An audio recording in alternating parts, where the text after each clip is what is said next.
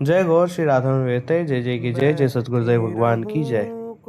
তো আজ আমরা দর্শন করতে এসেছি সপ্ত দেবালয়ের মধ্যে এক দেবালয় শ্রী শ্রী রাধা যুগল কিশোরজি মন্দির। দেখো কত সুন্দর এই মন্দির। এই মন্দিরটাকে আমাদের এএসআই এর তরফ থেকেও হেরিটেজ মনুমেন্ট হিসাবে সার্টিফাইড করা হয়েছে, তার সংরক্ষণের জন্য, তার কনজারভেশনের জন্য। এই এত সুন্দর মন্দিরে কোনো না কোনো টাইমে আমাদের শ্রী রাধা যুগল কিশোরজি বিরাজ করতেন। কোনো না কোনো টাইমে কেন, এখনো উনি এখানে বিরাজ করেন এই ব্রজের রূপে। আমরা যখন এই মন্দিরের পেছন দিকে যাই, দেখো আমরা দর্শন পাই সেই যমুনা মহারানীর। মানে আমাদের এই যুগল কিশোরজি মন্দির কত কাছে ছিল যমুনা মহারানী। আমরা যখন যমুনা মহারানীর বোটিং করছিলাম তখন আমরা যুগল কিশোরজি সেই চূড়া দর্শন করতে পেরেছিলাম। তাহলে ভিডিও তোমরা দেখতেই পাচ্ছ। আর এইখান থেকে এত সুন্দর, এত দিব্য দর্শন এই যমুনা মহারানী, আমরা জানতাম না এখানে এত সুন্দর দর্শন হয়।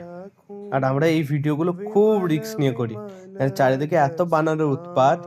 লালজি শিক্ষা এমন যে তারা আমাদের হাতে ফোনই টিকতে দেয় না, কিন্তু কোথাও না কোথাও আমাদের বানর সেনা হনুমানজি রূপে আমাদের অ্যালাউ করেছে এই জায়গাটা নিয়ে ভিডিও করা, এই জায়গাটা নিয়ে বলে।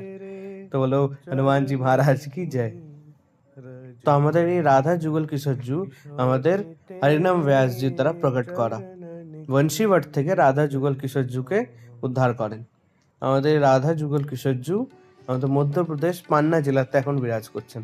তোমরা যখনই ব্রজে আসবে, ব্রজ হয়ে দর্শন করতে আসবে, তখন সপ্ত দেবালয়ের এই দেবালয়ের অবশ্যই দর্শন করে যাবে। ঠিক কেসি ঘাটের পাশেই এই যুগল কিশোরজু মন্দির। রাধে রাধে।